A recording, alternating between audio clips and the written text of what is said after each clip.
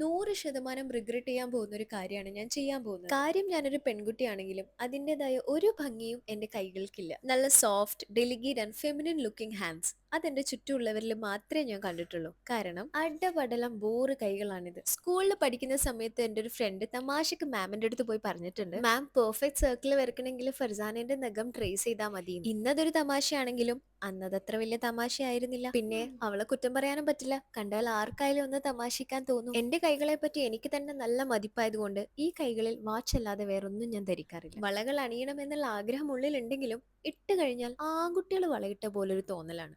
അതുകൊണ്ട് അതിനധികം മുതിരാറില്ല. ഇനി റിഗ്രറ്റ് അടിക്കാൻ വേണ്ടി പോകുന്ന ആ ഒരു കാര്യം ഞാൻ പറയാം. ഏകദേശം ഒരു 9 കൊല്ലത്തിന് മുന്നെയാണ് ഞാൻ എന്റെ കൈകളിൽ അവസാനമായി മൈലാഞ്ചി ഇട്ടത്. അതെന്റെ കല്യാണത്തിനാണ്. ഇതിപ്പോ ഇവിടെയുള്ള എന്റെ ഒരു ഫ്രണ്ട് നാട്ടിൽ പോകുമ്പോൾ ഗിഫ്റ്റ് ചെയ്തതാണ് ഈ ഒരു നെയിൽ കോൺ. ഭംഗി ഉണ്ടാവില്ല എന്ന് 100% ഉറപ്പുണ്ടായിട്ടും ഞാൻ എന്തിനാ ഇത് ഇടുന്നതെന്ന് അറിയോ? അയ്യോ, എനിക്കറിയില്ല ഞാൻ ഇത് എന്ത് വട്ടിനാ ഇത് ഇട്ട് വെക്കുന്നത്. പലരും അവരുടെ എസ്തെറ്റിക് ഹാൻഡ്സ് ഫോട്ടോ എടുത്ത് സ്റ്റോറി ഇടുമ്പോൾ ഞാൻ ഇങ്ങനെ ആലോചിക്കാറുണ്ട്, അയ്യോ ഇന്റേത് വല്ലാത്ത ചപ്പിളി കൈയായി പോയല്ലോ. And the very next moment I think like, ഈ കൈകൾ കൊണ്ടാണ് ഞാൻ എന്റെ ഫാമിലിയിലുള്ളവർക്ക് മീൽസ് കുക്ക് ചെയ്യുന്നത്. ഈ കൈകൾ കൊണ്ടാണ് ഞാൻ എന്റെ വീട് ക്ലീൻ ചെയ്യുന്നത്. ഈ കൈകൾ കൊണ്ടാണ് ഞാൻ എന്റെ ബാഗ്സ് ക്യാരി ചെയ്യുന്നത്. ഈ കൈകൾ കൊണ്ടാണ് ഞാൻ എന്റെ മകനെ റിസീവ് ചെയ്തത്. ഈ കൈകൾ കൊണ്ടാണ് ഞാൻ എല്ലാവരെയും ഹഗ് ചെയ്യുന്നത്. ആൻഡ് ഓൾ ഓഫ് എബവ് ഇതേ കൈകൾ കൊണ്ടാണ് ഞാൻ ഇനി കോണ്ടന്റ് പോലും ചെയ്യുന്നത്. And for that I M truly grateful, അൽഹംദുലില്ലാ. ആൻഡ് ഇതുവരെ പറയാത്ത രഹസ്യം എന്താന്ന് വെച്ച് കഴിഞ്ഞാൽ എന്റെ കൈകളിൽ മൈലാഞ്ചി ചോപ്പ് പിടിക്കില്ല. നാളെ മുതൽ റിഗ്രറ്റ് അടിച്ച് നടക്കാൻ എനിക്കൊരു കാര്യം കിട്ടി. ഫൈനൽ റിസൾട്ട് കാണുമ്പോൾ 5 വിരലുകളിൽ പുളിങ്കുരു വെച്ചൊരു ഫീൽ ഇല്ലേ? അപ്പൊ ശരി, ഇനിയും കാണാം.